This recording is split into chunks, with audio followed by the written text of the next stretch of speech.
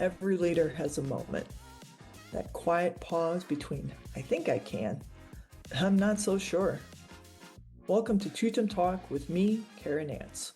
Together, we'll explore what it means to lead with heart, to build confidence not from control, but from connection. Because your leadership isn't about perfection, it's about presence. And when you trust yourself, your team will too. Join me as we explore leadership in the everyday and beyond.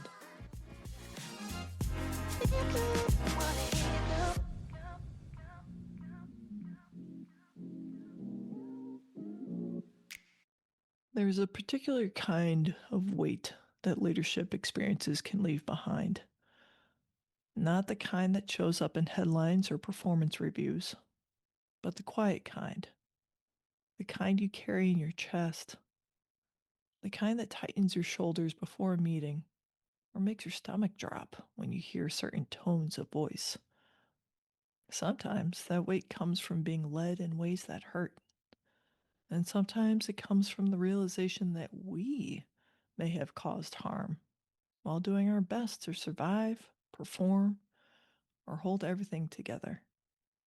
Today's episode is an invitation into that space, not to relive the pain, not to assign blame, but to gently turn toward what's unresolved and ask what healing might look like now. Whether you are harmed by toxic leadership or fear that you once embodied it, this episode holds space for both truths. When people hear the phrase toxic leadership, it often conjures images of someone intentionally cruel, manipulative, or power hungry. But the truth is more nuanced and more human. Much of what we call toxic leadership is actually unhealed leadership. Leadership shaped by chronic stress, constant urgency, emotional isolation, fear of getting it wrong, systems that reward overfunctioning and punish rest. Toxic leadership often emerges when someone is asked to lead without support, without reflection, and without permission to be human. This doesn't excuse harm, but it does change how we approach healing. Because if harm came from pain, then healing requires care, not shame. If you've been on the receiving end of toxic leadership, you may still be carrying echoes of it, even if you've moved on. You might notice that you hesitate before sharing ideas, or you brace for feedback, even when it's kind. Or maybe you second guess your instincts, or you overprepare, over explain, or overperform. These aren't personality flaws, they're protective adaptations. Your nervous system learns something important. Stay alert, stay small, stay safe. Healing here isn't about getting over it. It's about being believed by yourself first. It's about recognizing that your body and mind responded intelligently to an unsafe dynamic, and that you're allowed to relearn safety at your own pace. This is where healing becomes relational, because so much of the harm happened in relationship, and so much of the healing does too. This is often the quieter, lonelier side of the conversation. If you've ever looked back and felt a pang of regret, if you've wondered whether your stress spilled onto others, if you've questioned moments where you lead from fear instead of care, I want to pause here with you. The fact that you're asking these questions matters. Many people never do. Most leaders who find themselves in this reflection were carrying too much, holding responsibility without support, pouring from an empty cup, or believing they had to be strong at all costs. Awareness doesn't mean you're irredeemable. It means you're growing. Healing here is not about punishing yourself. It's about telling the truth, gently, and choosing to lead differently now. Repair begins when we allow ourselves to be human again. Sometimes repair looks like a conversation.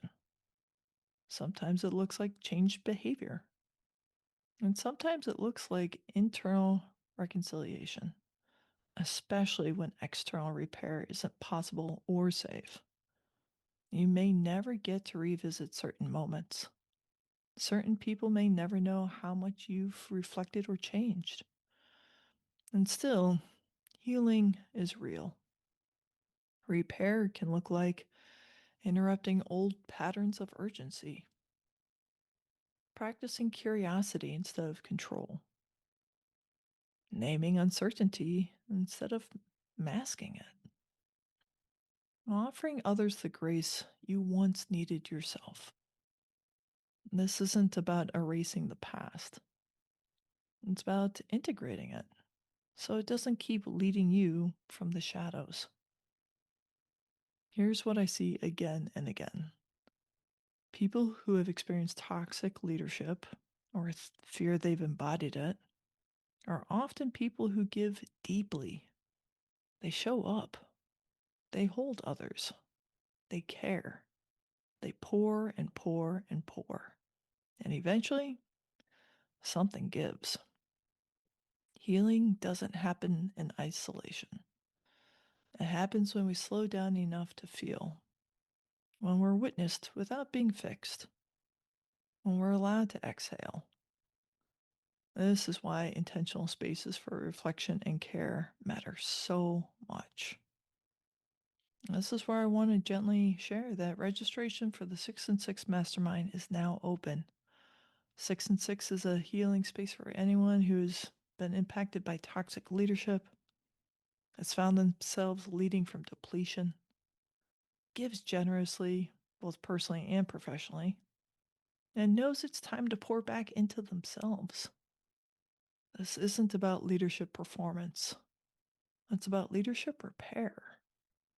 Over the course of 6 weeks, we gather in a steady, supportive container to reflect honestly, release what no longer serves, reconnect with self-trust, and remember who you are beneath the roles you carry.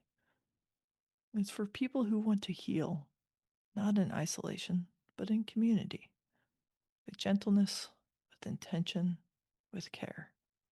If that feels nourishing and aligned, you are warmly invited. As we close today, I'll leave you with this question: what might change in your leadership, your relationships, or your inner world if you led from care instead of criticism? Healing doesn't ask for perfection, it asks for presence. Thank you for being here. Thank you for your honesty. And thank you for choosing to lead and heal with intention. You are not alone. You have community. Until next time. I know you have a lot of options on how you carve out your day and spend your time, and I'm honored that you decided to spend some time here today at Tutum Talk. Remember that leadership, it isn't something that we master once. It's something we grow into, moment by moment. My hope is that today offered you a little more clarity, a little more courage, and a reminder that you're not leading alone. If this episode resonated with you, I'd love for you to share it with someone who might need it too. And remember, confidence doesn't come from having all the answers. It grows from connection, curiosity, and the courage to keep showing up. I'm Cara Nance, and this has been Tutum Talk, exploring leadership in the everyday and beyond.